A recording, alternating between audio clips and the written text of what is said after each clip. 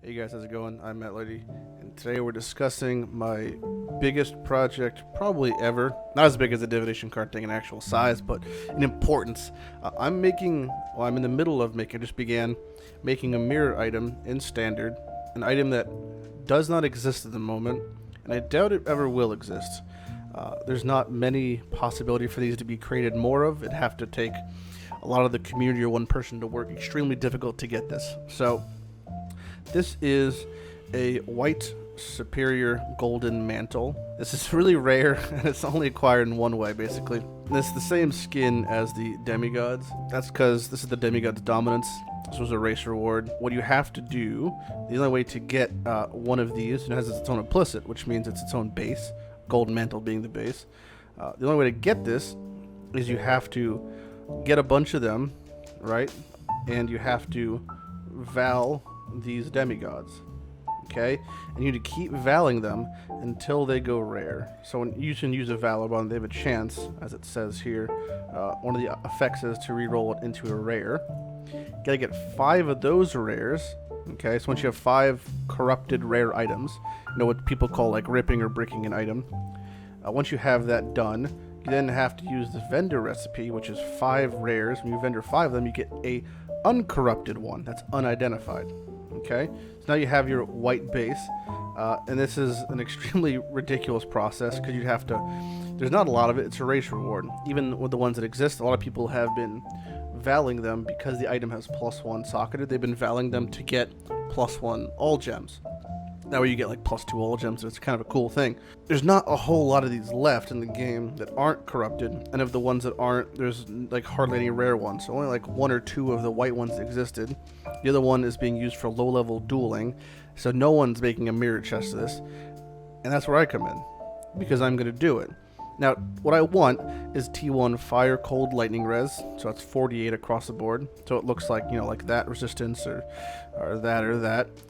And for the prefixes, I've decided on life for sure, and then the bases, it's not very good base as far as armor, evasion, energy shield. So which ones grant the most, well, just best shit, would probably be armor and evasion. Energy shield only goes up to flat to like 140s, whereas armor and evasion goes up to 400.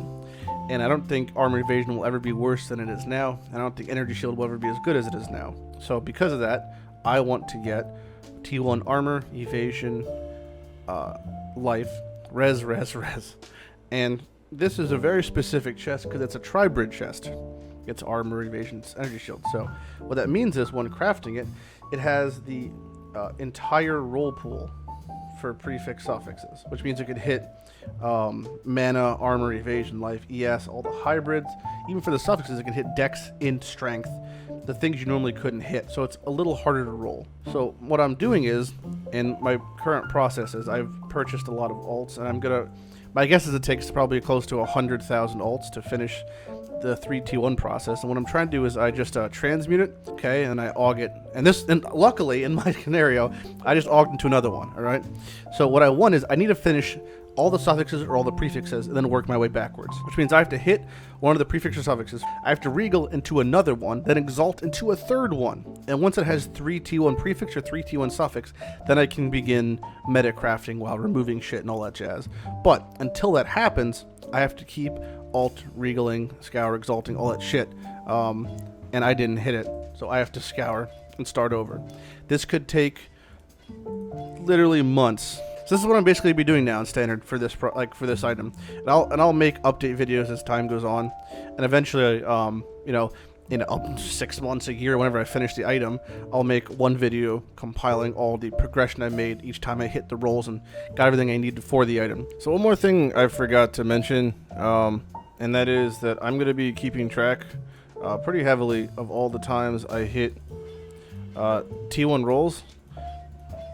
So like I just hit one of the T1s and I regaled it.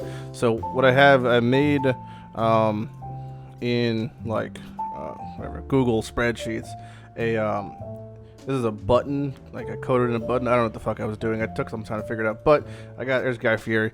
I got a little counter. So all the times I hit T1 res, all the times I regal scour, all the times I use alts. And the reason that these numbers are different is because I'm only looking at T1 reses now, But since I just hit one, I just push the button and it updates it, and I push the button and it updates it. And if I hit 1 into 1, then I do that there. I haven't made a button for these, I'm just doing this manually.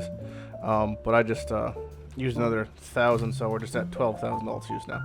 Just to keep a little counter. And I'll make this data open to the public also, and when I finish it, you guys can see at least how much I've actually sunk into it to get to different stages of the project. And when I make a move from stage 1, which is a 3T1 suffix, to stage 2, I'll make a new spreadsheet on this page for that as well. You know, I expect this to cost a ton.